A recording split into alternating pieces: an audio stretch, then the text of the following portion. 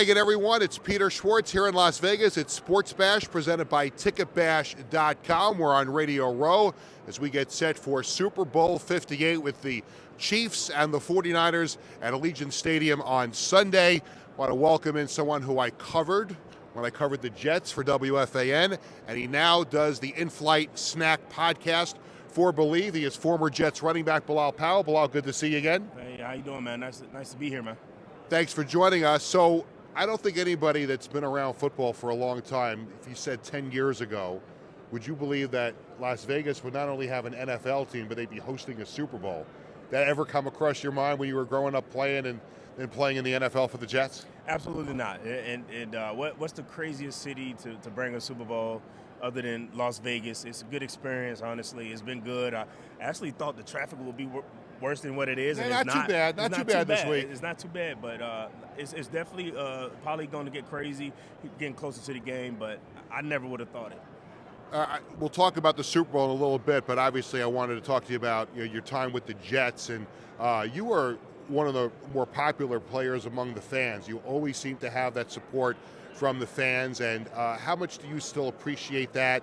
Because you still get a lot of fans that interact with you on social media, now on the podcast as well. How fondly do you look back on your time with the Jets? I appreciate the fan base. It's definitely a tough fan base, and it's not easy to win that fan base over. But once you do, it's real love, and you appreciate it as you get older, and you go back and you take your kids back, and you take your friends back to games, and they get a chance to see the love and support that you got from that fan base, and it almost shows the appreciation of how much hard work you put in during your time and career.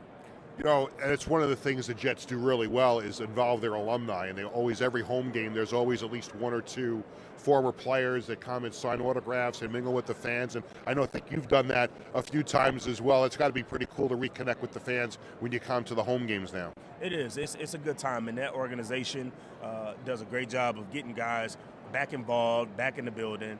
Sometimes those guys, you get lost when you transition over into retirement, and they do a good job of pulling guys back in so that you can kind of get back into that camaraderie of having teammates around and being around the ball, and being able to, like I said, enjoy the organization and kind of see everything that has come full circle for you in your life.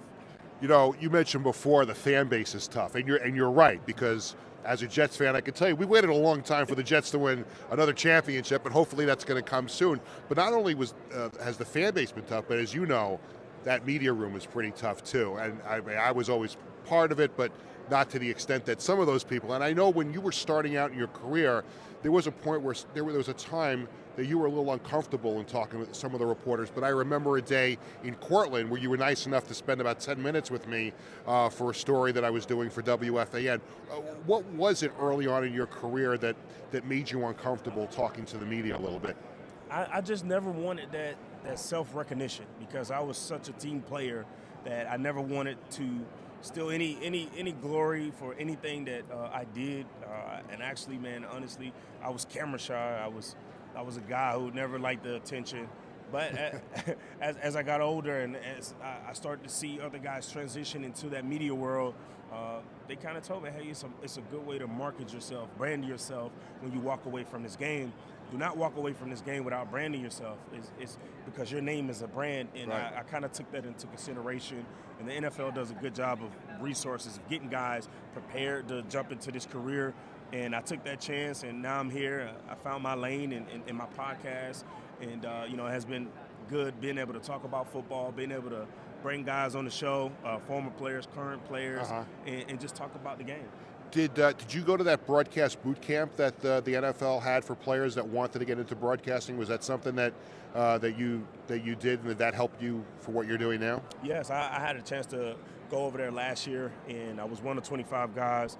Like I said, it was guys who were current players, former players, guys you could talk about the game, old stories, but you also get a new perspective of this lane in media. And, just like you guys respect how we play football, we had to respect how you guys prepare for the media side, and we understand the hustle side of what you guys do behind the scenes. Mm-hmm. I thought it was just a walk in and talk about sports, and that was it. But no, it's absolutely preparation, it's teamwork. And honestly, that's something that we need as former players being in another transition. I'm just glad you always like talking to me, because I know some of the other guys in that room were kind of difficult to deal with, but I always, especially that day in Cortland, so I appreciate the fact that you understood what I was all about. Oh no, man! Hey, listen, hey, listen, man. I appreciate you for continuing to reach out. I know I probably was a headache throughout my career. No. I didn't do many interviews, and when I did, it was during the season. I was like, hey, Thursdays, Right. that's my own day. I'm doing it.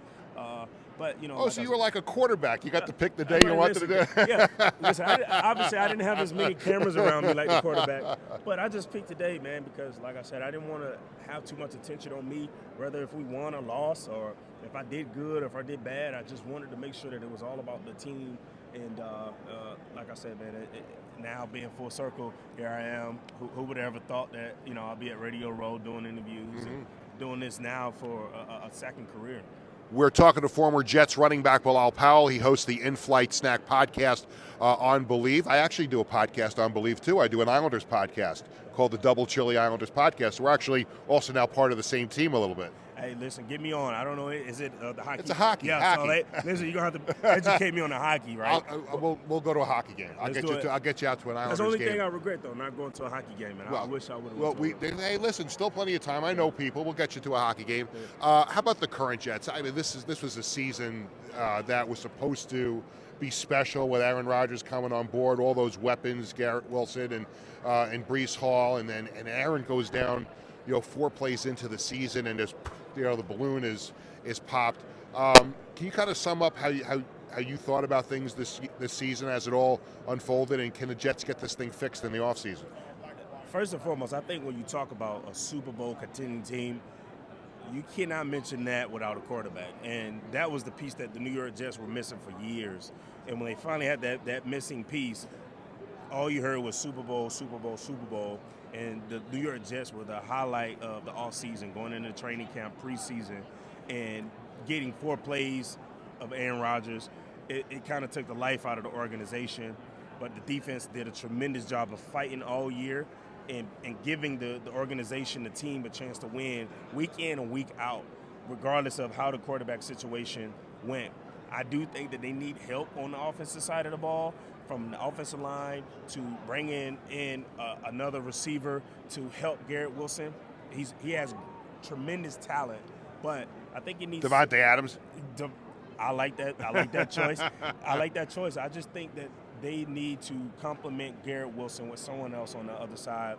Obviously, Alan Lazard was kind of an upset for. It just didn't work out. It just didn't work out. And he didn't help the quarterback position as much with the drops. And right. It's a young talent. It's this small window. I think they have a chance to win, especially with this quarterback. He's one of the greatest quarterbacks to play the game. You just have to get it right on the offensive line and get another skill guy in. And Breece Hall is so special. And for him to come back from that knee injury last year and still put up the numbers he did, I can't believe he only got 3 third-place votes for Comeback Player of the Year. When you look at him as a former running back, what stands out? What makes him so special? The thing is the thing that he can do with yards out the contact. That is what separates guys in this league, because you're not just running through lanes like high school and college. You have to find a way to create yards after contact. He's very explosive. He can do everything. He can run inside, outside. He can catch the ball out of the backfield. He's a good pocket passer, protector, and he has that attitude. He has that "it's not about me" attitude. He has this attitude that kind of reminds me of a Curtis Martin. Yeah. He reminds me of a Curtis Martin. He reminds me of a guy that can. He looks faster than Curtis. I think he's faster. faster. Yeah. He's absolutely, and he's a guy I think that can stay around for a very long time if he stays healthy, if he has all the right pieces in front of him. He is definitely an offensive coordinator's dream when you talk about a running back, a guy that doesn't have to come off the field. And I just like what he could do once he gets to the second level. Let's talk about this little game that's going on here in Las Vegas on Sunday, the Chiefs and the 49ers. And we were talking about you have to have a quarterback. And obviously these two teams have a quarterback. Patrick Mahomes goes without saying how great he is. And we talk about how the Jets just have been on this never-ending search for a legitimate franchise quarterback, and maybe Aaron Rodgers will be that for a couple of years, but you look at the Chiefs with Mahomes, and you have the 49ers who found somebody with the last pick in the draft in Brock Purdy. Talk to me about this matchup on Sunday and how you see this game playing out. Honestly, I have to say, you can't bet against Patrick Mahomes. That guy's a true winner. And when you talk about him and you talk about what he's doing with Andy Reid and Travis Kelce, it kind of reminds me of the early 2000s and the decade of winning in New England with Tom Brady, Bill Belichick, and Gronkowski. That is what I see when I talk about the Kansas City Chiefs. On the San Francisco side, I think that Brock Purdy is a top 10 quarterback. I know everyone was talking about he's a game manager, he's not game changer. I think that's because we're in a new era of quarterbacks. You're talking about now quarterbacks being mobile. He's not known for that, so he's not going to be mentioned with those guys. Now he's in the era of that. He's not being mentioned because of that. That guy can play football. He makes the plays. He makes the plays. He's a true pocket passer, and he's just in a different era of time where he's not going to get that credit that he deserves. But we saw what he did with his legs 2 weeks ago and extending those two plays. He's still putting up the same numbers. He's consistent in his second year, and what you want to see from your quarterback and a guy you consider a franchise quarterback is the consistency over years, and he's been consistent. And honestly, I think he's the guy that's going to help them win this game because of that.